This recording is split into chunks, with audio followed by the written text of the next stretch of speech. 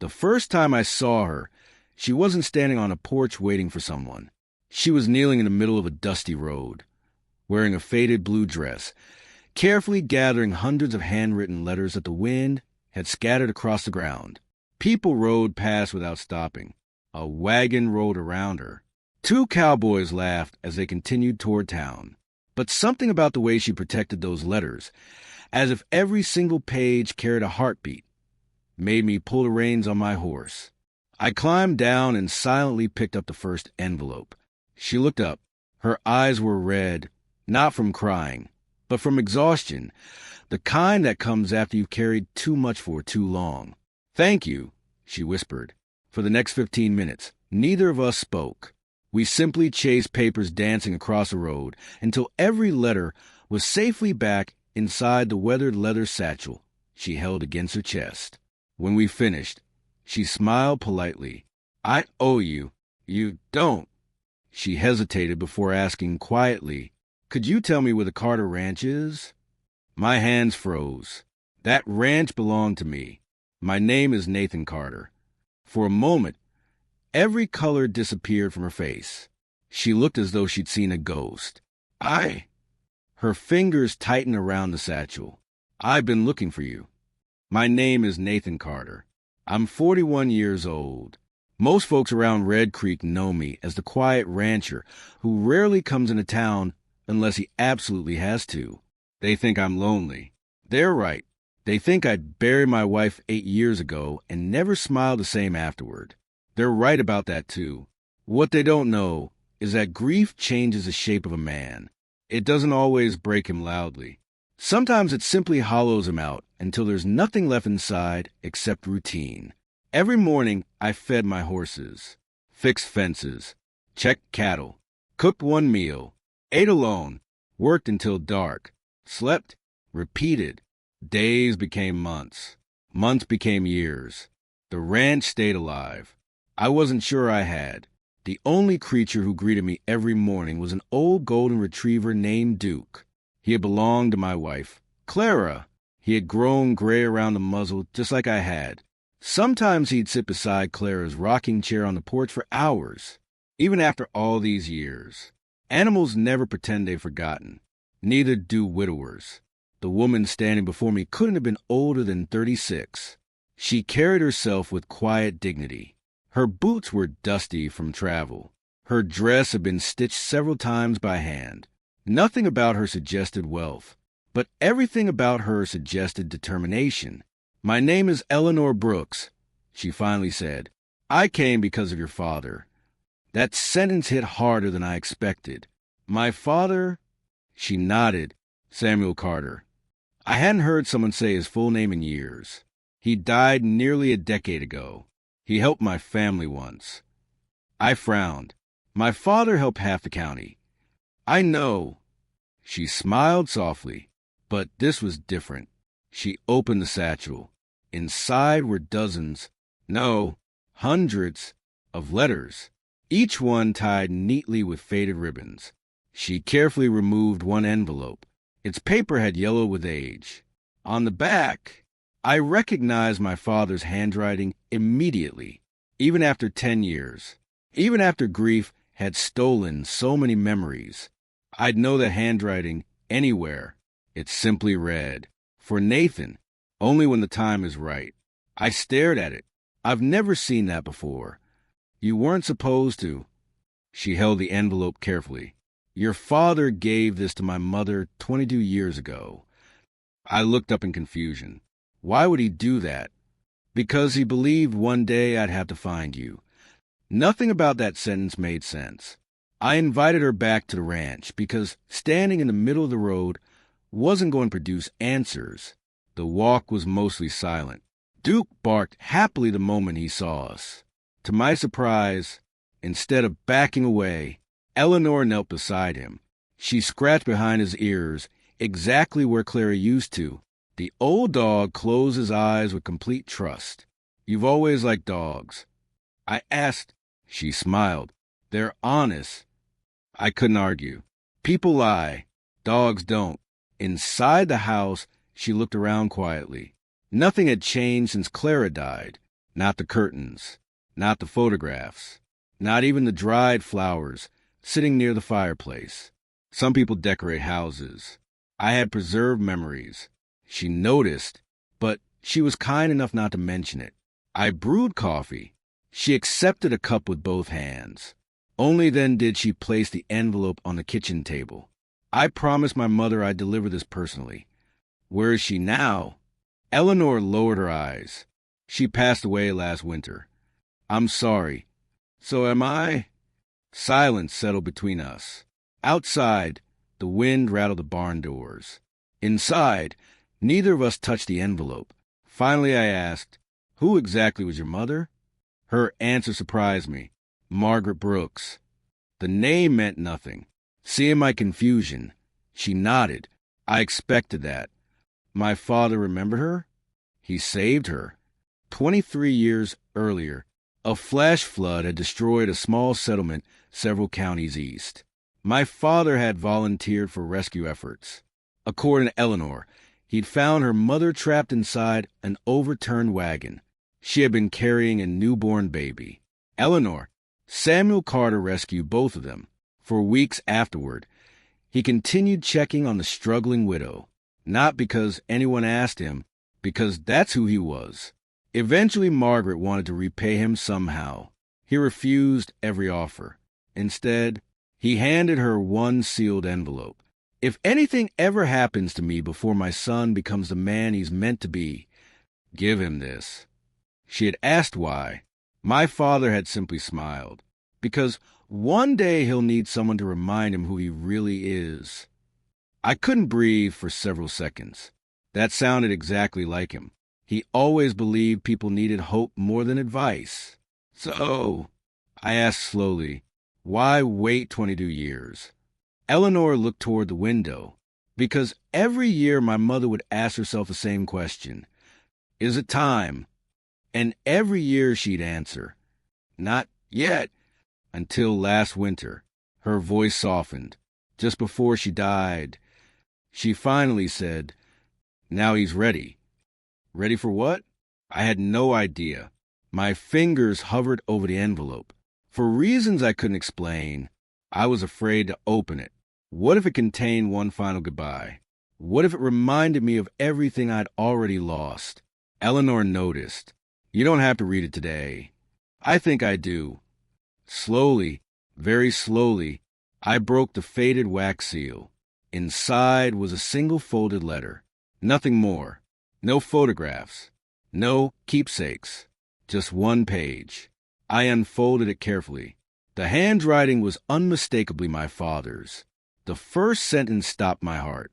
Nathan, if you're reading this, it means you spent far too many years believing your life ended with someone you loved. The room became impossibly quiet. I kept reading. If grief has convinced you to stop opening your heart, then it has already stolen more years than death ever could. My hands began to shake. One day a stranger will arrive, carrying this letter. Don't ask why fate chose that person. Simply help them the way I once helped their family. You'll discover that saving another soul is often how God quietly saves your own. I couldn't continue. Not because the words were difficult, because they were true, every single one. A tear landed on the paper before I realized I was crying. Across the table, Eleanor looked away to give me privacy. She understood something few people ever do. Sometimes kindness means not speaking. When I finally folded the letter again, the sun had already begun sinking behind the hills. I don't know what to say. You don't have to. My father believed we'd meet. I think he hoped we would. I laughed quietly through damp eyes. He was always impossible to argue with. So my mother used to say, for the first time in years, the silence inside my home no longer felt empty. It felt like something had arrived. Not love. Not yet. Just possibility. Outside, Duke barked toward the western pasture. Dark clouds had gathered over the mountains. A summer storm was rolling toward the ranch. Neither of us knew that before sunrise, that storm would force us to make a decision neither of us was prepared for, and it would change both of our lives forever. That night, The storm arrived with violence Red Creek hadn't seen in years. Rain hammered against the ranch house. Lightning split the sky. The old barn groaned under powerful winds while Duke paced nervously across the living room. "You should stay the night," I told Eleanor. "The roads won't be safe." She looked toward the rain-covered windows and nodded. I wasn't planning to argue. It felt strange having another person inside the house. For 8 years, every sound belonged to silence. Now there was another coffee cup on the kitchen table, another coat hanging beside the door, another heartbeat beneath my roof. And somehow, the house didn't feel haunted anymore. The electricity disappeared shortly after midnight. We lit 2 oil lamps and sat near the fireplace. The crackling fire painted warm light across the room. Eleanor carefully untied another bundle of letters from her satchel. "There are hundreds," I said. She smiled. "My mother spent her whole life writing letters." "To whom?" "Mostly to people she'd never meet." I laughed. "That seems impossible." She believed lonely people deserved encouragement, even from strangers. She handed me one letter. It had never been mailed. Inside was a simple sentence. "Sometimes the family God sends arrives long after the one you lost." I stared at those words. They're beautiful. So is she. The storm continued through the night.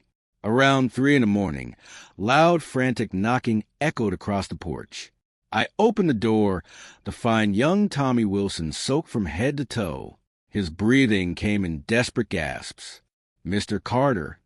The Miller family's bridge collapsed. The river trapped them. "There are children." I grabbed my coat before he finished speaking. Years ago, I would have hesitated, not because I was afraid, but because grief had made everything feel distant. Tonight, something felt different. Eleanor stood beside me. "I'm coming. It's dangerous." "So is leaving children there." There wasn't time to argue. Rain stung our faces as we rowed toward Miller Creek. The river had swollen into a raging wall of muddy water. Half the wooden bridge had vanished. Across the current stood the Miller family, a frightened mother, 2 small boys, an elderly grandfather clinging to a fence post. Their horses had already been swept away. "They can't stay there," Tommy shouted. The river was still rising. I quickly tied a heavy rescue rope around my waist. Eleanor grabbed my arm. "Nathan, if anything goes wrong," "It won't." She looked directly into my eyes. "Your father believed people could save each other. Come back and prove him right." Those words followed me into the river. The current nearly carried me away. Every step felt like fighting an invisible giant. Twice I slipped. Twice the rope caught me. When I finally reached the opposite bank, the youngest boy threw himself into my arms, crying. "It's okay," I whispered. "We're going home." One by one, we secured everyone to the rope. The crossing took nearly an hour. The grandfather nearly collapsed halfway through. The oldest child lost his footing. For one terrifying second, the river pulled him beneath the surface. Without thinking, I dove after him. The freezing water swallowed us both. Somehow, my hand found his coat. The men on shore pulled until we emerged coughing and shaking onto solid ground. Everyone survived. Every single one. As dawn finally broke through the storm clouds, the Miller family embraced each other in tears. The little boy I'd carried across the river wrapped both arms around my waist. "Thank you, Mr. Carter." His mother looked toward Eleanor. "If you hadn't both come..." She couldn't finish. Eleanor simply smiled. "That's what neighbors do." Back at the ranch, exhaustion settled over us like a heavy blanket. Neither of us spoke for a long time. Finally, I looked toward my father's letter lying on the kitchen table. For the first time, I truly understood it. Helping someone hadn't erased my grief. It had reminded me that I was still capable of living despite it. There was a difference, a very important difference. Over the next several days, Eleanor remained at the ranch while the flooded roads were repaired. She never acted like a guest. She quietly helped wherever she could. She repaired torn saddle blankets, cooked simple meals, read books on the porch while Duke slept at her feet. Even the horses seemed calmer around her. One afternoon, I caught myself laughing. Actually laughing. The sound startled me. I couldn't remember the last time I'd done that. Eleanor looked over from the garden. What? I forgot what that felt like. She smiled gently. I think your father knew you would. A week later, the roads reopened. Her journey was supposed to continue west. She packed her satchel carefully. Every letter returned to its place. When she stepped onto the porch carrying her bag, Duke refused to move away from her. He rested his head against her hand. I think he likes you, I said. I think he misses being part of a family. The words escaped before I could stop them. She looked at me quietly. So, do you? Neither of us denied it. I should leave. I know. Neither of us moved. Finally, she reached into her satchel. I'd almost forgot. She handed me another sealed envelope. This one isn't for my mother. It's for me. When you're ready. She climbed into the wagon. I watched until she disappeared beyond the hill. The ranch became quiet again, but it wasn't the same silence. This one carried hope. 3 days passed before I opened her letter. Inside, her handwriting was neat and careful. Dear Nathan, if you're reading this, then I managed to leave without saying everything I wanted to say. When I arrived at your ranch, I believed I was simply delivering a promise my mother had protected for 22 years. I didn't expect to discover that your father had also delivered me to someone who reminded me kindness still exists. You never asked for anything in return. You listened. You trusted me. You gave a stranger a home when she needed one. If our paths never cross again, thank you for reminding me that broken hearts can still become gentle instead of bitter. But if you ever decide life deserves another beginning, you'll know where to find me. At the bottom was an address. A small bookshop, Silver Creek, nearly 2 days away. For several minutes, I simply stared at the page. Then I looked toward my father's old rocking chair. The morning sunlight rested across the empty seat. For the first time, it didn't feel empty. It felt as though someone invisible had quietly smiled. I folded both letters together. My father's and Eleanor's, past and future resting in the same pocket. The next morning I saddled my horse before sunrise. Old Mr. Jenkins from a neighboring ranch noticed. Heading somewhere?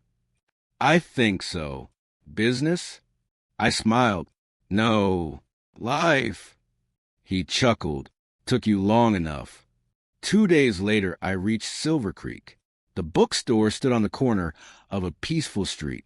Flowers filled the windows. Children sat outside reading. A small brass bell rang as I stepped inside. She looked up from arranging books. For a second, neither of us spoke. Then she laughed. I had a feeling you'd ignore the letter for at least a week. I opened it after 3 days. I'm impressed. I walked toward her. I think my father planned this. She smiled through shining eyes. I think our mothers and fathers sometimes finish the work we can't see. I reached into my pocket. My father's letter. Her letter. I placed both beside the cash register. They brought me here. She looked at them before meeting my eyes again. No, they only showed you the road. You chose to walk it. Years later, people around Red Creek would tell visitors that the old Carter Ranch changed after a certain summer storm. The fences were repaired. The porch was painted. Children's laughter echoed across the fields. Music drifted from the open windows every evening because Eleanor loved playing the piano she'd found in the attic. Duke lived long enough to nap beside a cradle where our first daughter slept peacefully. Whenever someone asked how we met, Eleanor would smile at me first. Then she'd answer exactly the same way every time. I was delivering a letter. I'd always add with a grin, and I ended up delivering an entirely new life. Sometimes love doesn't arrive with grand speeches or perfect timing. Sometimes it comes folded inside an old envelope, carried by a stranger who keeps a promise made decades earlier. And sometimes the greatest gift our loved ones leave behind isn't money or land. It's a quiet faith that one day, even after unimaginable loss, we'll find the courage to open our hearts again. Because hope, like a handwritten letter, always reaches a person it was meant for, even if it takes 22 years to arrive.